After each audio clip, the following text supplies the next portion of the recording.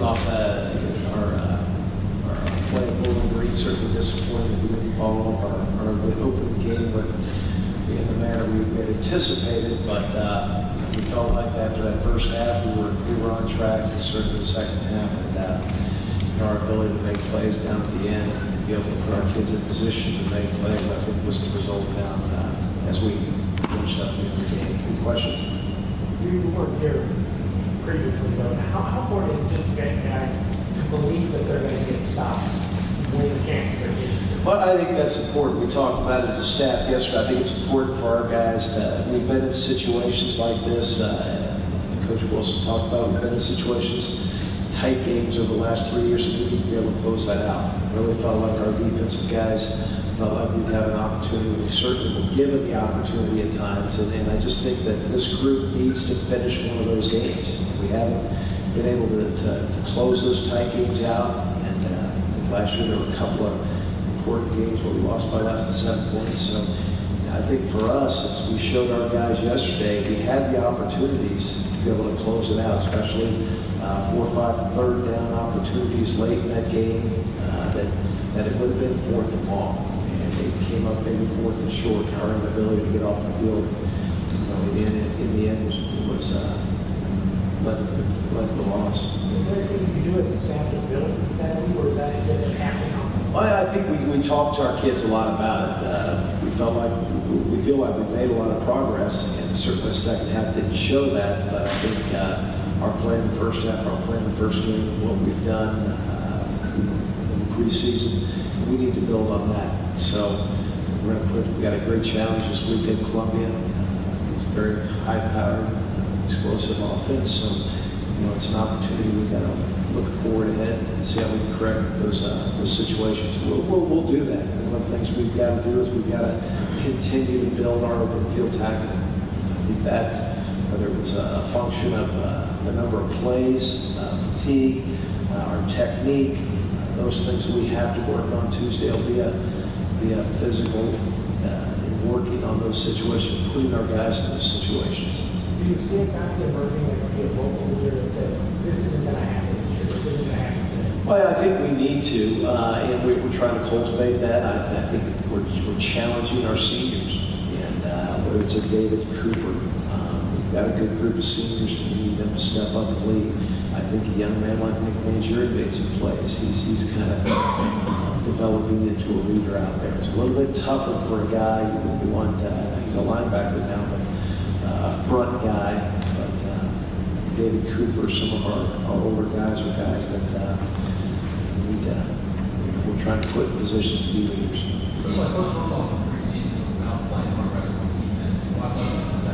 Well, I think that the tempo, maybe our initial thoughts were, especially after the first half, was it was such a screen game and we anticipated not blitzing as much because the ball was coming out so quick. We ended up probably pressuring a dozen times in the second half. So those times we had opportunities to get the quarterback down and didn't get him down. The pressure, there's obviously times we probably could have sped the process up a little more, but when you're going empty and you're going 5 receivers, the ball's coming out pretty quick. Brian Knorr is to develop pass rushing defensive line. You have to recruit to that, or can you turn an ordinary line into somebody? Well, I think guys like Nick Mangieri and Bobby Richardson are guys that proven that we good pass rushers, and Coach McDaniel and myself work with a lot of those guys. Nick's in a good situation where he's a hybrid, where he's in coverage some, he's pressuring some. I think he showed that Saturday, getting the pick in the sack. What I did earlier is that Coach Wilson talked about what he needed for resident in all phases, as coaches and players. And he also talked about, blitzing is cancer. There's a lot of ways to be aggressive. Can you talk about that? Well, there are a lot of ways to be aggressive, whether it's our 4-man rush. We had particular packages where we the responsibilities of our 3- and 4-man rush, they were free rush guys. Be able to get up the field, be aggressive, and had guys being able to spy and give them an opportunity. So there's a lot of ways for us to be aggressive. It's not just bringing 5 or 6 defenders and playing man or zone blitz coverage. There's a lot of ways that we can have our guys be aggressive. And that's one of the areas we talked about our kids about, just being more aggressive out there, whether it's attacking the bubble screen, attacking blockers, being able to. We had situations to get guys who tackle for losses. I believe we only had I think it was 4 tackle for losses in the amount of plays we had. And there was a lot of those opportunities. So I think that's where we're challenging our guys to be aggressive. To be aggressive, finish those plays. You guys put a lot of man football. There are a lot of guys interference that provide partly from that. But looking at the technique standpoint, you got experience in corners out there. Yeah, and that was an area we worked on. We need to continue to work on. Just the deep ball. Bowling Green was we knew they'd take shots, and we'll continue. Coach Shelby's doing working a lot with our corners, being able to work man press techniques, and just being able to help continue to defend deep balls. We do it. We grabbed that with our receivers quite a bit, and had done a really good job. It was disappointing that we let our technique slip a little bit in certain situations, especially down the stretch, whether that was a fatigue issue, being able to play so many plays and being able to continue. We've got some young corners that will continue to be able to spell. We played our corners a little more nickel, so they played a lot of reps and down the stretch, whether it was fatigue or just probably not the best technique that ended up being the result. In terms of looking back at the ball, giving the rush, was reason to throw the flag, and pretty basic stuff. It was. I mean, it was situations where those. I think it wasn't one particular corner. We had. I think we had like 3 different corners have pass interference penalties. So I mean, that's something we've got to continue to work on. How much of it is trust too? For instance, all the calling the PI, grabbing the guy that he had, and putting it on over the top. How much of it is just trusting that you're seeing? Well, I think the biggest thing is just trusting in the defense, trusting in the guy next to you. We talk a lot about trust. In particular, a few of those we were in what we call closed middle man-free coverage, where they were throwing the ball right to the safety. So we got to trust that safety's going to be there. And so just continue to educate our kids on where their help is. Just being able to trust that the safety back there is going to be able to make them right. And I think that's the biggest thing we need to educate our guys on. It's part of just understanding how to make the play and when. It's like, Benedict, you should have taken a PI there. Benedict played pretty well. She only just scored a touchdown. So, here's the other thing. I mean, they used their last time out when they're at 44, whatever they right around there. So, as the clock on down, timeouts, even with the 2 big eyes and getting closer, not that much time left. If you guys get sacked, you're going to win the game. Sack or stop, it's over. Correct. You're going to win the game. Is that kind of the leap your players need to make on the field? It's like, I can't let them score here, I got to take a PI, or I just got to get a sack here, the head is on me, I have to go get a sack. That kind of thing that you got to get understand. One thing we do probably more than any program I've ever been associated with is put our guys in situations. We try to put our guys in those situations. Coach Wilson, all throughout preseason practice, even during the week, we'll do last 30 seconds of the game. We put those guys in. We just need to continue educating our guys. I think Tim maybe peeked in the backfield a little bit on that, and the pace of play maybe, but was in a good position, very good position to be able to make the play.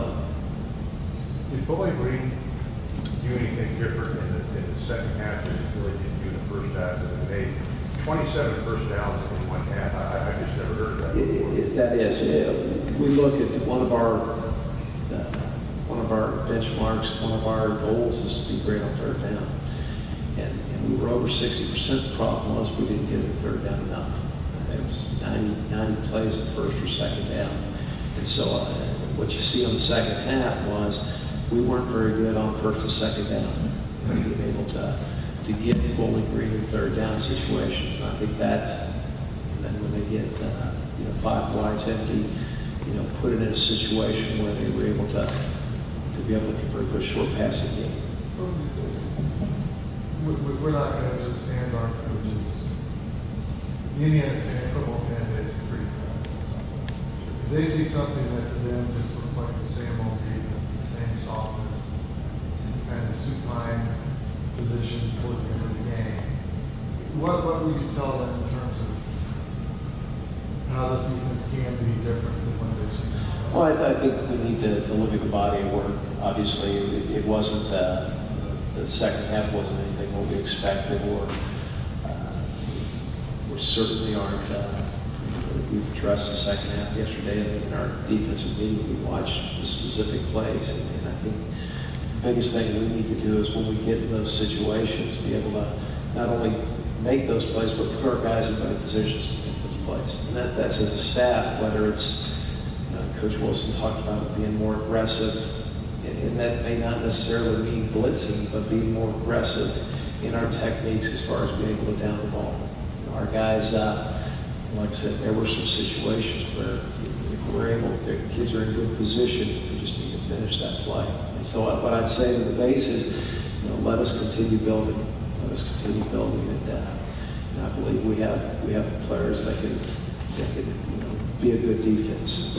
And I hope that one half of plays are gonna make everybody judge this defense. Yeah. What are your first early impressions of Missouri and what they do? I think Matty Mock's a very talented quarterback. He's athletic, runs around. Really they did lose some receivers last year, but you wouldn't be able to tell that from the talent they have on the field. They spread you out. They got a very, very athletic tight end. It looks like a Tyler Eifert type tight end, guy that can stretch the field. So the 2 running backs that come back are as talented running backs as we'll probably see this year. A big physical running back, and also an athletic kick returner, Shane Wynn type running back. So I think talent-wise, they return a very experienced group of offensive linemen, and so it'll be a great challenge for us. I think our kids they were in yesterday looking at Missouri tape, so we've got a good jump start on Missouri. We've looked at them in the off-season, so we've got a pretty good idea of what we can expect. But I think Mock's the guy that's going to be the big challenge. He's the guy that really makes their offense go. Mock's the guy that's seen a lot of snaps. He faced the guy Saturday, and he was making second first. Early on, a little shaky. You guys had a chance to maybe 2 or 3 picks early. Did you think about coming after it real aggressively early, even though you were holding the field goals in the first half? Was part of the mindset going in, this kid's still pretty new. It turned out he got the ball out quickly, he was accurate, he played really well. But did you guys have a mindset going in and trying to unsettle him or confuse him early? I think there were certain situations, certain formation personnel groups that we were going to attack him in, and they did a nice job of being able to put him in situations where he got the ball out quick. We knew he was a talent-throwing quarterback in his days in high school, so it was we were well aware of. We had a couple of players of ours that played with him in high school, so we knew he had a strong arm. He was able to deliver the ball quick, and we had opportunities where two takeaways. Probably had our hands on at least half a dozen other balls that we need to convert those. And where we didn't get any takeaways that first game, be able to get 2. That's a challenge of ours to be able to continue to take that ball away. We got our hands on, I think, 5 balls up front were deflected. And so we made progress in those areas. We just need to capitalize. One more takeaway, one more stop in that game, certainly wouldn't have been the defensive performance we would have wanted, but the outcome could have been different.